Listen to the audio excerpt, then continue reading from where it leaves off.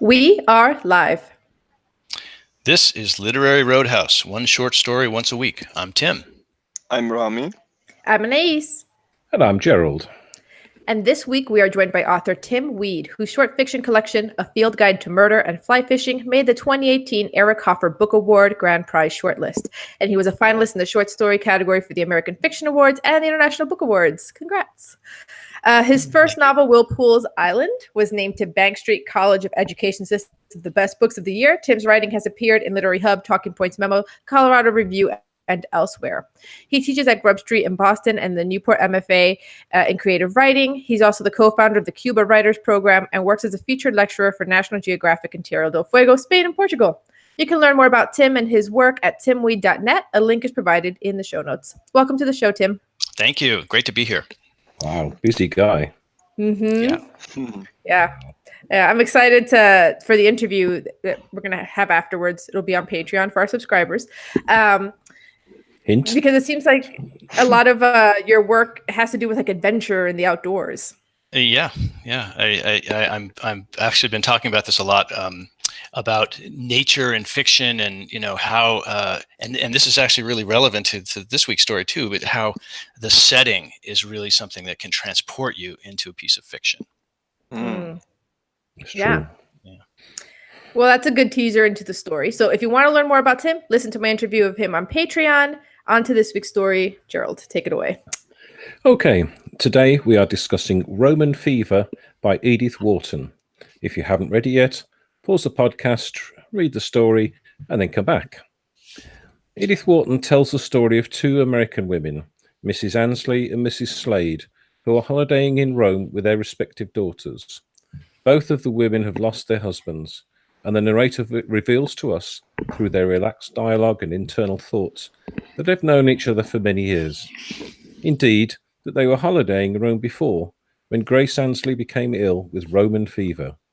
But behind that illness lies a dark secret and a huge twist in the tale. Another teaser summary, even though we're going to blow it out of the water. So, Tim, you recommended this story. Why did you recommend this story? Well, I think it is actually because of what Gerald just mentioned, that this is one of those rare short stories that has a really effective twist at the end. And beyond just that, I also think Edith Wharton is an incredibly great and under sort of rated American author. So I think she really knows how to put together a story that really kind of crackles and moves along. And so I just think this is one of the greats. Yeah, I'd agree with that. So Gerald, what was your overall impression of the story?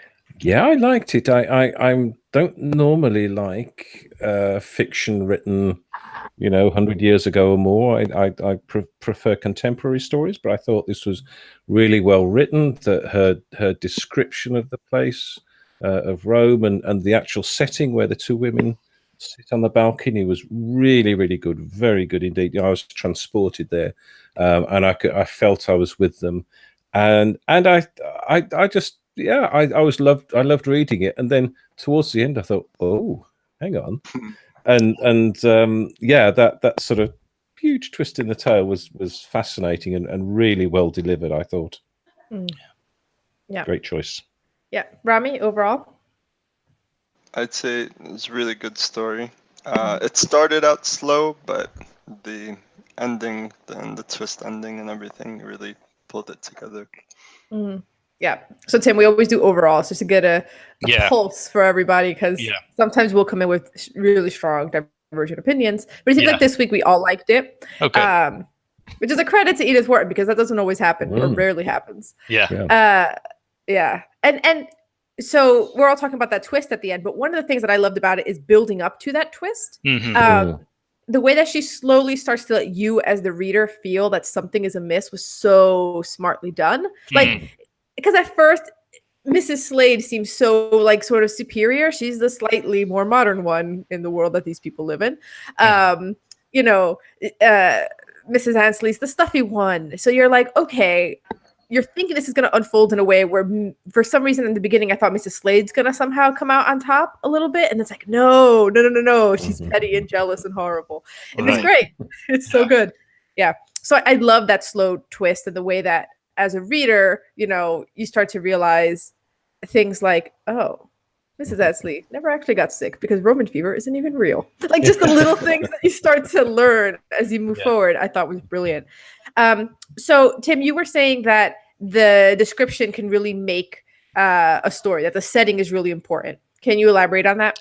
Yeah, so I think that in this story we get these really prominent and repeated descriptions of the view of Rome, and I think that's important for two reasons. One is that it really landscape descriptions and vivid descriptive writing they're really one of the things that can really bring us into a story, because it activates our human imaginations. We can't help but sort of, this is when you have that feeling of you're looking at black marks on a white page and then all of a sudden you're kind of in the dream of the story. I think that's often triggered by really good descriptive writing, because your imagination goes about sort of constructing these images and you're transported into the story almost against your will. And I think that she does a good job with that. So that's the first reason that description is important. The second reason is I think Rome is a real presence in this story. You might even say that it's kind of a character in its own right.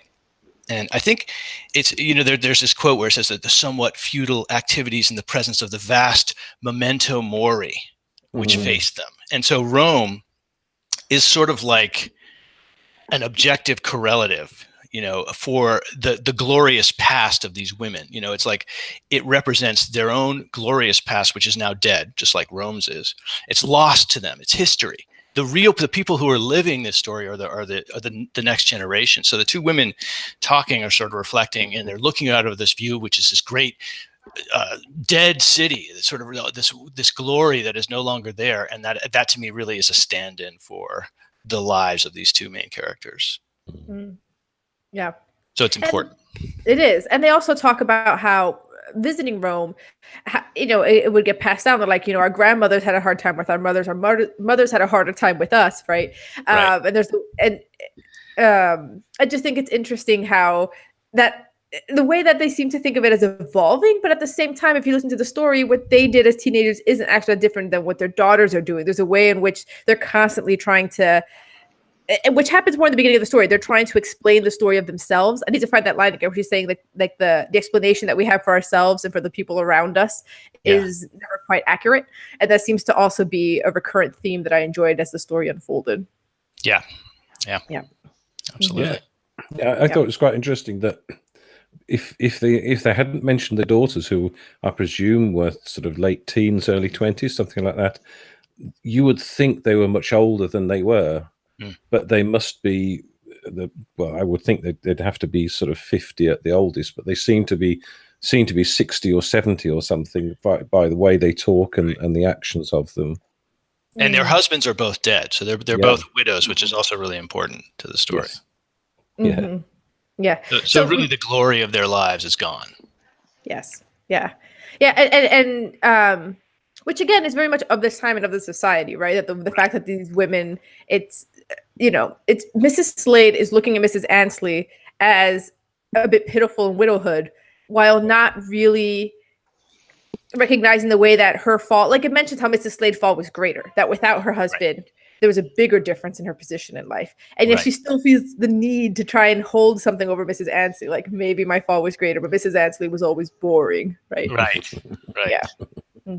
It's interesting too that the one thing I noticed when I started rereading this story is that Edith Wharton is really insistent on the physical descriptions of the characters, which is interesting, and I think that there's a real reason for that too. Is it's sort of like we get these, we get these descriptions, especially of Mrs. Slade. Her prominent eyebrows, her high color, that handsome woman with the good clothes and the eyes is Mrs. Slade, and so I was like, well, why is this? Why is she being so insistent on the physical descriptions? And of course, it turns out to be essential, right? It turns out because the whole story. I don't want to give away. I guess everybody's read it. Yeah. So the whole thing turns on the fact that the Babs, who's the admirable daughter, it really turns out to be the daughter of Mrs. Slade's late husband, which is the great twist, and that sort of hinges a lot on the physical appearance. Which also means that the daughters are actually half sisters. True. Mm-hmm. Yeah. Mhm. Yeah. And there's also a bit of a parallel, but flipped, between how Mrs. Slade is supposed to be the more brilliant, energetic, alluring one, and especially in her youth. And Mrs. Ansley, she was pretty, but she was never like that necessarily brilliant Right. in the same way. And then it's sort of flipped, where Jenny is the more mousy one. She's still pretty, but in a sort of safe way, is how it's described, which I thought was funny.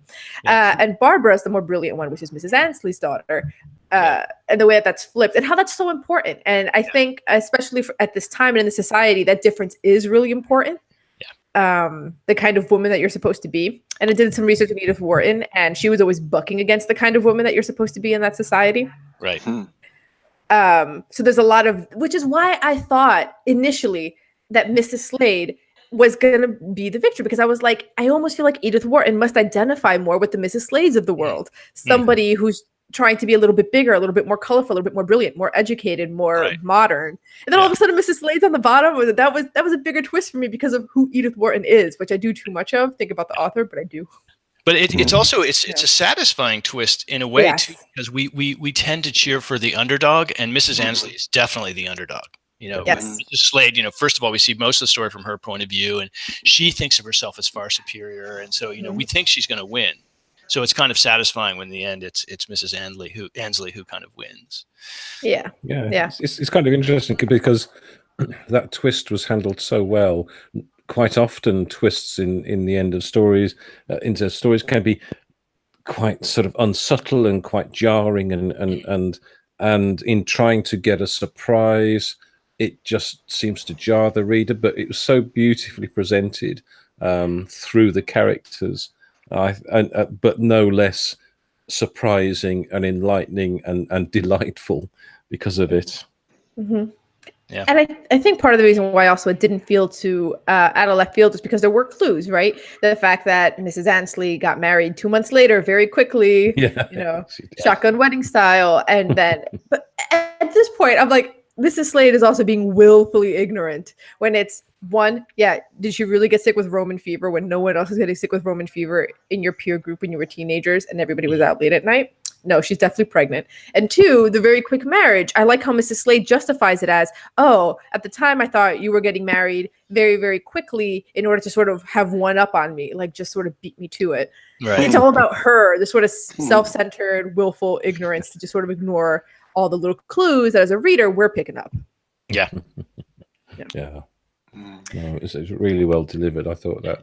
And a few times. Oh, go ahead. No, and the way that she flips the characters so that the one you think is the mousy one and the underdog actually comes out on top, and it's so subtly and carefully and beautifully done. It's really, really impressive. Yeah. And Anisha, you were talking about before how it's sort of a reflection of the times.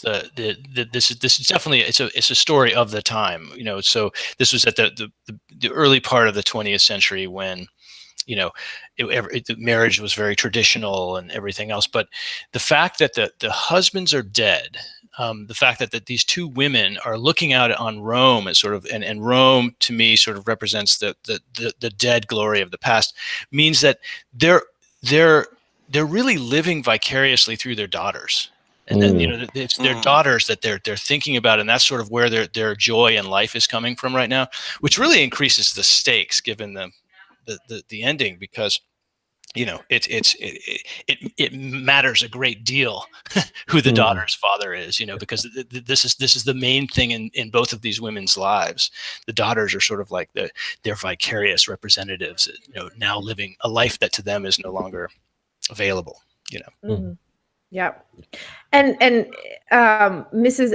Slade is jealous of Mrs. Ansley's daughter without knowing. She was already jealous before she knew who the father was. Exactly. She was jealous because Barbara was the kind of daughter she wanted. And now on top of that, not only is it the kind of daughter that you actually wanted, it's your dead husband's, love child. Right.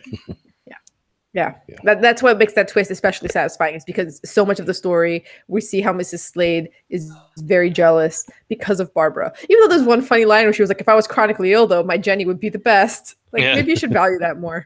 Right. It's kind of important. Yeah. One of the other things that I thought was really well done in the story is the way that it jumps narratively from different points in time.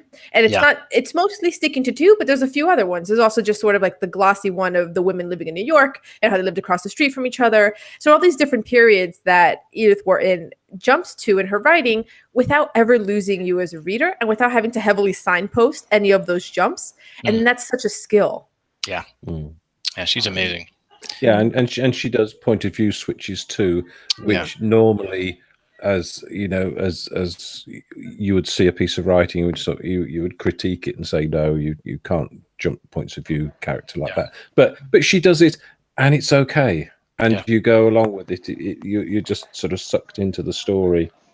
I noticed that too, that it starts, and it may be because it's almost from the beginning.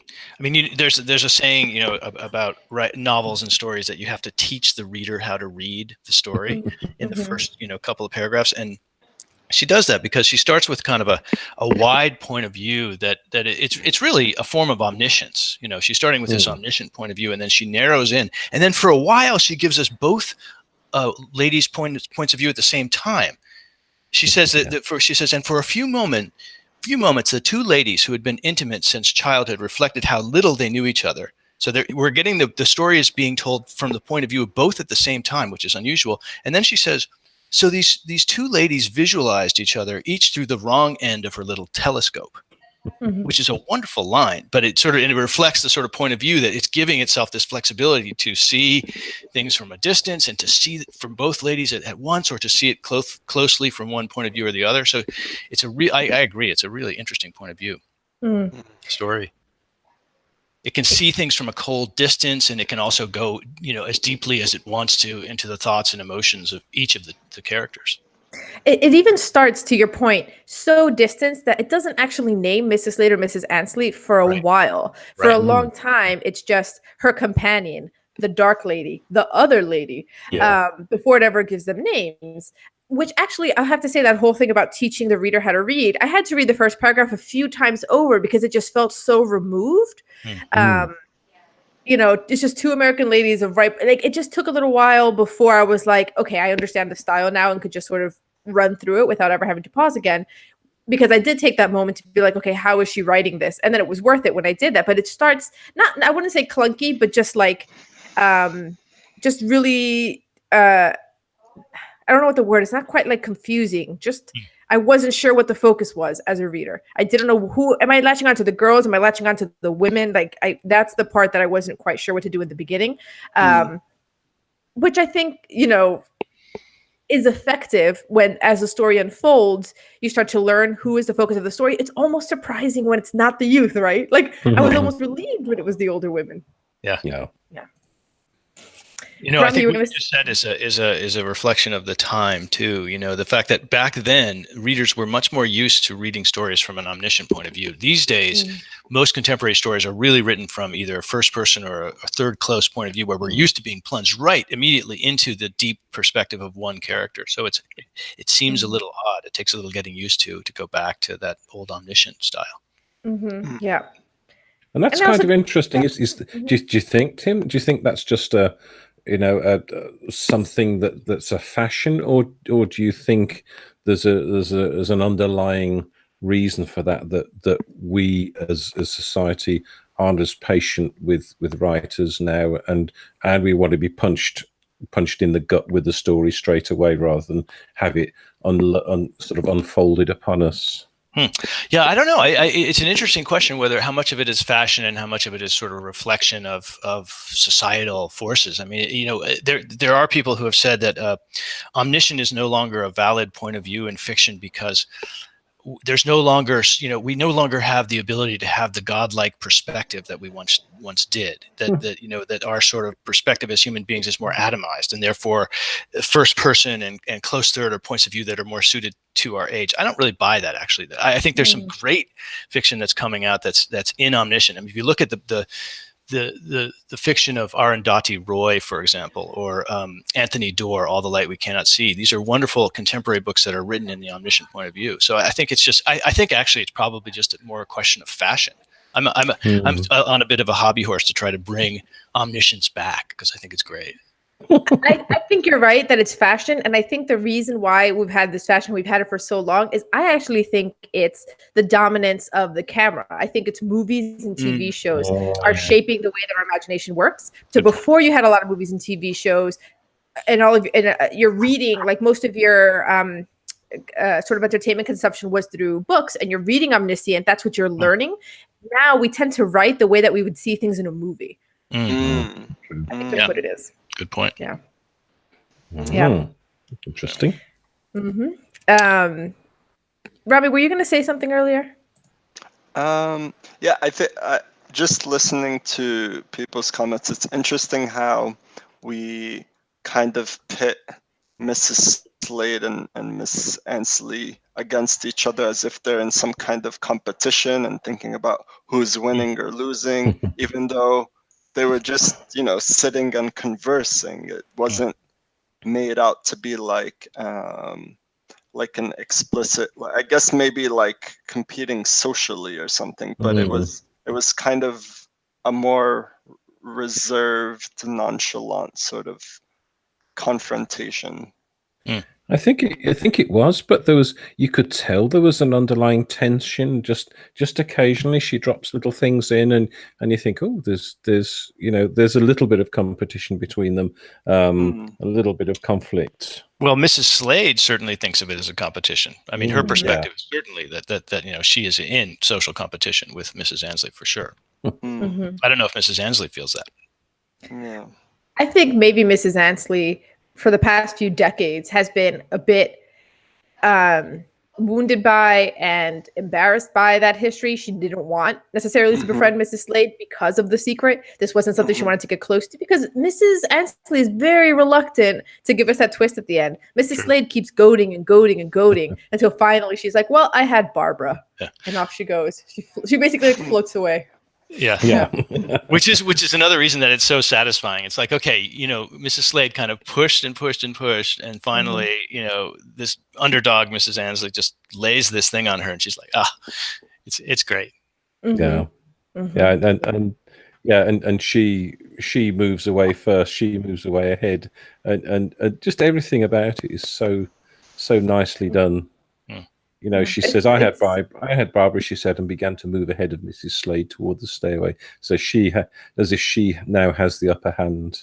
I was going to say, this is the 1920s, 1930s, like mic drop. Like, this is the equivalent of that. Exactly. And to Rami's point, it is just two women sitting there, and yet there's this underlying viciousness that is like, that's like the juicy part of the story, especially in that like second half. It's just the way that high society, New Yorkers, they're both New Yorkers, sort of like pick at each other, hold these old grudges forever, because there's also a bit of ridiculousness here that Mrs. Slade is hung up on this. Like, you can, for Mrs. Ansley, her obsession with that memory is made clear the moment you figure out that she had Barbara. Okay.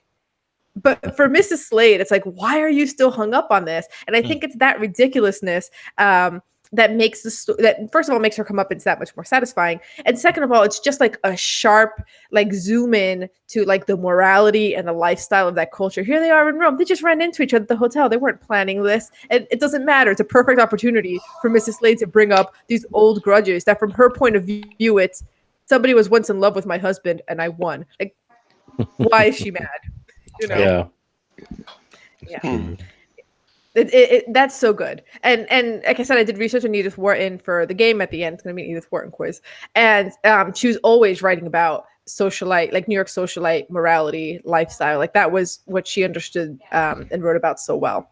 And you see it here. And it's just like, how are you holding this grudge based on what Mrs. Slade knows? Yeah. It's such a good pettiness. Like, I think the pettiness is what makes them so, like, makes Mrs. Slade such a colorful character. That's true. And that is what Edith Wharton so good at is sort of, all of her novels they're all social, and it's all about people taking tragic falls because of social restrictions. And so it's very interesting to read just as a kind of an anthropological document. I mean, also just as really good fiction. You pick up an Edith Wharton story, something bad is going to happen, and yet you have to keep reading. It's wonderful stuff. Yeah. And in a very short amount of space, she also bakes in there a little bit of foreshadowing, where there's the story of the great aunt who is sexually jealous of her younger sister. So then, it's an urban legend. There's no way the story is true, but she sends her sister out late at night, and the sister gets Roman fever and dies. I mean, it's either one of those things where it's not true, or it's not true with those exact details. Somebody warped the details around that story. Right. But that sort of foreshadowing to what actually happened with these women. No one died, but it was that because of my sexual jealousy, I tried to throw you out there alone at night to embarrass you, to make fun of you for my pleasure. And it's impressive to have that little story within a story in such a short amount of time without feeling. I feel like sometimes stories that do too much feel a little schizophrenic. It's what is your story about? And this one didn't do that, even as it jumped around. Yeah. No, and that little story just slotted right in and didn't take you out of the main story. And I like the title as well, that Roman fever, and it's that whole thing about a non-existent malaise that it always gets young ladies. Right. Maybe it has a bit of a double meaning, what is Roman fever is an actual disease, or is Roman fever, Mrs. Slade's affliction, Yeah. Yeah. Or an affliction that seems to get passed down, because I'm talking about how at that time, teenagers would run out, break into the Colosseums, a little bit of a hookup culture secretly. Mm-hmm. The daughters are in Tarquinia, which is where the rape of Lucretia happens, just before, that topples the monarchy before the Republic comes in. There's all these little Roman touches and points that if you were to dig deeper, I don't know enough about the rape of Lucretia other than oh, I get the illusion, but that was it. Mm-hmm. And I'm sure if you dig a little bit deeper, just why that illusion? Because then it makes you think a little bit about, what actually happened with Mrs. Annesley and Delphine Slade. A little bit. It's just because there's all these little things around it. Why are the daughters hanging out at a place that's famous basically just for the rape of Lucretia? Right. I'm trying to fit that in there a little bit. Yeah. So I want to just for a minute to go back to what we were talking about before about point of view, and the fact that I don't think that this story could have worked if the point of view were different. And this is maybe an argument for why, because it's so, to have a story like this with a successful shock ending is so hard to do. And it for example, let's put it, so let's imagine, could we have had the same story from Mrs. Annesley's point of view? Probably not, because then we would have known. She knew from the beginning. So that it's sort of it gives us this very flexible, but kind of distant, omniscient point of view. And then we go into Mrs. Slade's mind. I can't remember if we go into Annesley's mind at all, but we don't much. And certainly toward the end of the story, we're all from Slade's perspective. So it's really a reflection of the fact that it's the point of view, because if we were getting it from the other point of view, it wouldn't be a shock. We wouldn't be surprised. Mm-hmm. And maybe if we were too close to Mrs. Slade's point of view, we would be overly sympathetic to her. Yeah, maybe. That wouldn't be helpful for the twist either. That's true. Point. Yeah. Mm-hmm. And a little bit with the omniscience, you can also see in the ways that they're very similar, which also helps. I think seeing them as women who are almost a copy paste of each other, right? Because of the way they were brought up, the way that they married, the lives that they lived across the street from each other, they grew up together, helps as well. And if you're in someone's point of view, no one thinks of themselves as being overly similar, as being basically a clone of somebody else. Right. Mm. Yeah. Mm-hmm. Yeah. I mean, that's one of the things that the omniscient point of view does really well is portray. It gives us a portrayal of a society that you wouldn't be able to get if you were deeply rooted in the character. As you're saying, seeing it from a distance can really tell us something about the society that they come from. Mm. Right. Yeah. And it's the society that's fascinating. Yeah, and can commentate on that too. Whereas the people living in that society would not be able to would not be able to have the same literally point of view about the society they're living in. Mm-hmm. Exactly. That comment that I mentioned before about how they're seeing each other through the wrong end of their little telescopes. I mean, that's actually a fairly judgmental thing to say. It's like, okay, look at these women; they have these small perspectives, and that's not something that that a close point of view would be able to get away with. Right. And also a point about that line is that line, not only is it only possible in a omniscient point of view, but it's also something that for some reason I think a lot of modern readers and writers reject, is the narrator that feels a little bit like, who are you? Where did you come from? Right. It's not 100% an author insertion, but it's just like, wait, where is this very pointed, because now when you have a narrator in a close third, it's just a sort of play-by-play of what's happening in that character's lives and their beliefs. You don't have this third sort of like opinion coming in, editorializing. You can only, I feel like nowadays people don't tolerate editorializing as much. And I don't know why, because that's when things get juicy. I know. I mean, but again, I would bring up the one clear exception to that is Arundhati Roy. I mean, if you read The God of Small Things, she's very. It's a very contemporary novel, but it's almost 19th century omniscience. You can tell she read a lot of Dickens, because the omniscient character is stepping in and commenting, as you say, that making judgments about characters, and that there is something really wonderfully salacious about that. It's almost like we're gossiping about the characters. It's kind of nice. It reminds me of, we discussed Fates and Furies by Lauren Groff on the book club podcast, the monthly one. And that one, not only does it editorialize, but it puts in brackets like an author's note, like puts it in an almost like, I dare you to be mad that I'm doing this sort of way. But every time she does it, it's funny and it's salacious. It's always entertaining. It's never self-indulgent. So it'll be like a character thought something and the author's note is like, yeah, sure, you can keep lying to yourself, character Matilda. It was always very like kind of funny, while also cluing us into a little bit of foreshadowing would happen in that way. It was really good. It was well done. And then people would say it has allusions to like Greek plays. It had a lot of insertions in that way. So she was mimicking a very old style, but it felt like a dare. It felt like a dare. Like, I dare you to get mad at me for breaking this rule. It was good. And I love the fact that she basically wrote the book in two halves, one from one perspective, one from the one for the male, one for the female perspective, and how the story was completely different when you saw it from the different point of view. And I love that, and I quote that so often as showing how important point of view is to represent what's happening in a story to the reader and how it can get mangled and translated and misrepresented to the reader.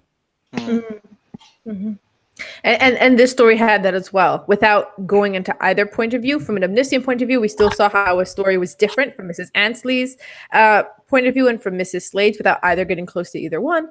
And then Fates and Furies gets close to both of them, but it has to split the story harshly in half to the Fates and the Furies, right? It's like a big pause. Fantastic, yeah. Really well done. Where if you did omniscience, you don't have to do that. That's what Edith Wharton did. You have more flexibility. You can you can think of the point of view as being like a camera lens where you're zooming in and then zooming out, seeing things from a larger distance, and then whenever you want to, choosing to zoom into one character's close perspective. Yeah. So, any other thing we want to say before our silly ratings and the game? Don't think so. We covered a lot. Yeah, I think so. Yeah. Okay. Yeah, it's a fairly simple story, wasn't it? Really, but with layers and revealing things to you as it went through, sort of beautifully paced and the way that even the fact that as Annie said, as they started off as two women and a darker one, and then they get named later on, and it sort of drags you in deeper and deeper into their lives. It was very, very good. Yeah. And all the while, as you're going in, I think we might have mentioned this a little bit before, how there are hints that something is off, which is another reflection of how carefully constructed this story is. It's sort of like there's a simmering conflict between these two, and we don't know what it is for most of the story, but she's inserting these little, very subtle little hints that keep us interested and that sort of keep us following this conflict. So it's very well constructed. Yeah. MFA students, take notes. Yeah, it's very good. Yeah.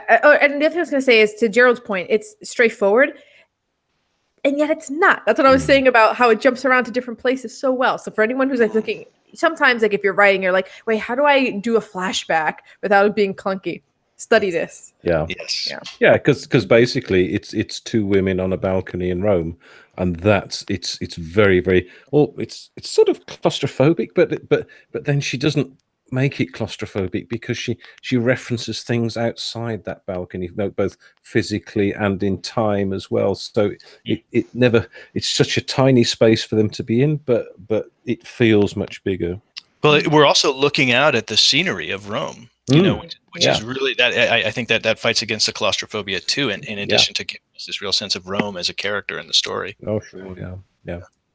And I would add to what we said about any student of writing studying this story. It could be very profitable to study this story, but I would add that any of Edith Wharton's novels are also really worth studying, especially The House of Mirth. If you're trying to write a novel and you're like, gosh, how do I write a novel that someone picks up and they can't put down?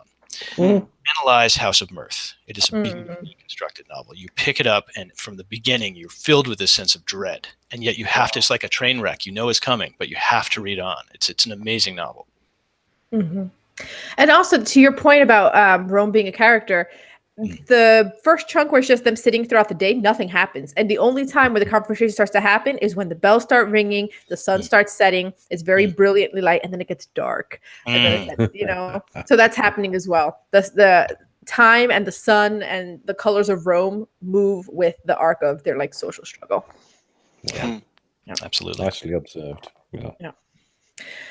Okay, so we always rate from 1 to 6, which is weird, but it's because like years ago, Ray Bradbury wrote like 600 stories, so it's Bradberries. That's what we give out. It's very dumb, but it's been with us now for years. Cool. So it's just a way that we sort of, we just sort of make the stories for ourselves. It's based on your personal enjoyment. So what are you going to give it, Gerald? Well, my rating started high and went higher, and it's a 6 for me.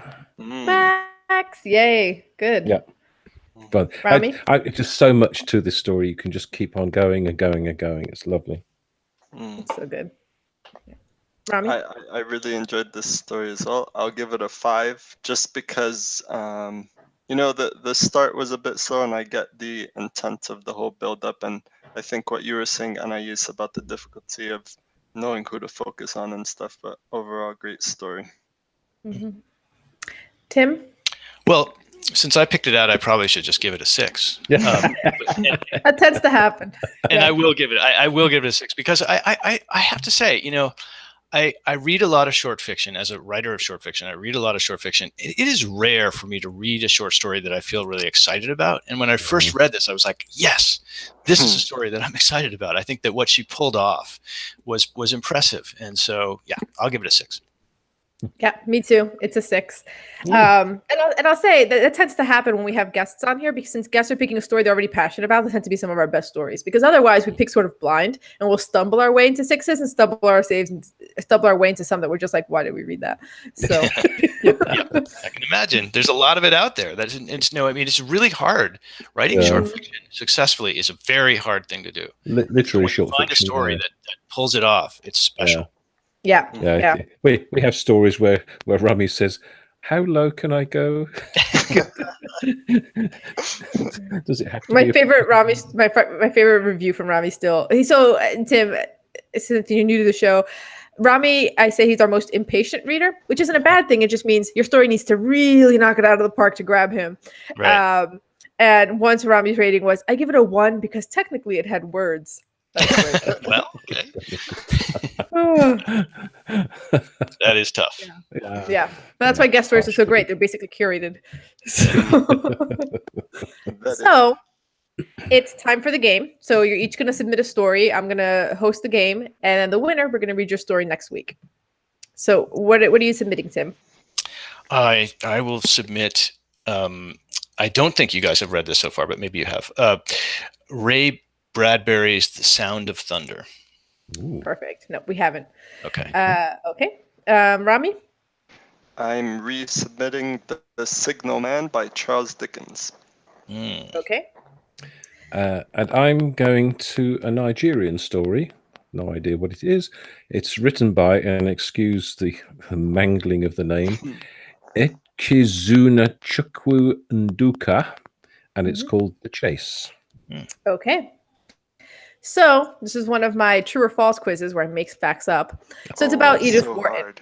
It's not that hard. It's 50-50 chance. So, so Edith Wharton, fascinating woman. She was the first woman to win the Pulitzer Prize for Literature in 1921 for her novel, The Age of Innocence. The more I read about her, the more I'm just like, I need to read all her work. She's incredible. Yeah. So we'll go Tim, Gerald, Rami. So Tim, I'm going to give you a fact. You have to tell me if I made that up or if it's true. Okay. So West Point Academy in New Jersey was named after a great uncle of Edith's on her mother's side, Kramer Reginald West. I would say true.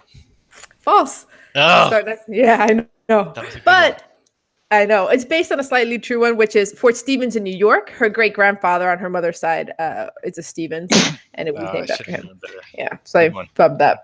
Yeah. So, Gerald. Yep. Edith's mother forbade her to read novels until she was married, and Edith obeyed this command.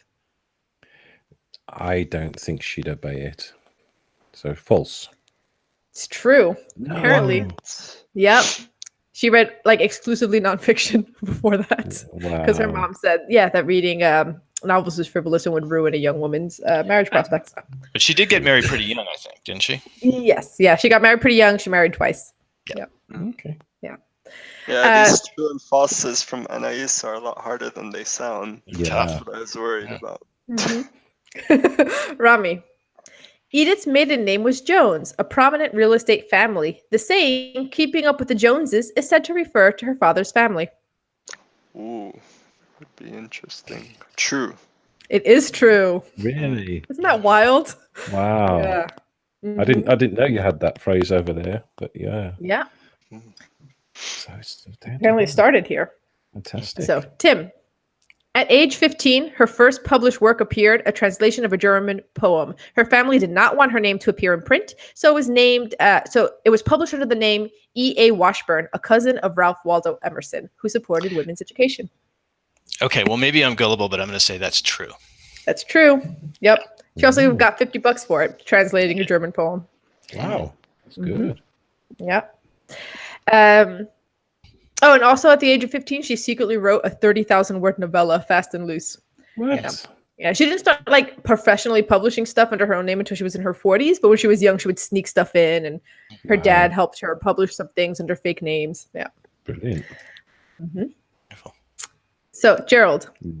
Edith Wharton is credited as the first woman to wear pantaloons in public at the young age of 19. No, it's got to be false. It is false. Phew. Okay, Rami, this is for the win, because right now it's tied. If not, there's always a tiebreaker. But Okay. if you get this, you win. Wow. All right. During World War I, she moved to Paris as people of her social class were evacuating it. In 1914, she opened a workroom for unemployed women and paid them £1 a day. True. It is true. She did all kinds of Wow. charities. But that is, to me, the personally bravest one. Yeah. Yeah. Good for her. She had We like her. sanitariums for tuberculosis. She took in Belgian refugees. No. Wow. We like. Yeah. We like her. Mhm. She's good. Oh, I love her. I want to read all her stuff. Yeah. Also, when she won her first Pulitzer, the board, the 3 fiction judges, all men, obviously, it was 1921. They all voted to give the prize to Sinclair Lewis for a satire he wrote called Main Street. But Columbia University's advisory board was led by a conservative university president, and he overturned the decision. He vetoed it and gave it to her. Wow. I know, it's amazing. Also, she was nominated 3 more times in 1927, 1928, and 1930. Jeez. Yeah, Wow. she's amazing. Like, She is. Wow. Yeah. She sounds fantastic. She also wrote a lot of ghost stories. She wrote some really good ghost. There's a whole collection of her ghost stories, actually. Really? Yeah. I've Are been there reading are those. there any schools named after her or her family, like Wharton Business School or something? I think the Wharton Business School is named after her family. I'm not absolutely sure. But of course, that would be her husband's family, her first husband's family. Oh, Hmm. right. Yeah. But I'm not sure about that. Yeah, her first husband. Yeah, that's where the Wharton comes from. He was chronically depressed and 12 years older than her. I did a lot of research on her life. She ends up divorcing him and then married a journalist who was like her intellectual like partner. She had an affair with him before she married him, but yeah, very interesting woman. If you're in Western Massachusetts, you can go visit Edith Wharton's old house, the Mount, and it's a really wonderful place. It's full of ghosts. It's an old estate. It's a museum now. You can wander through it, and the gardens are particularly interesting. I wanted to go. Yeah. Yeah. We should have a literary Roadhouse journey, excursion there, I think. Yeah. What was the tiebreaker? The tiebreaker was I was going to make you guys guess how many more times she was nominated for a Pulitzer. I just gave you the facts. And then if you tied again there, give me the years.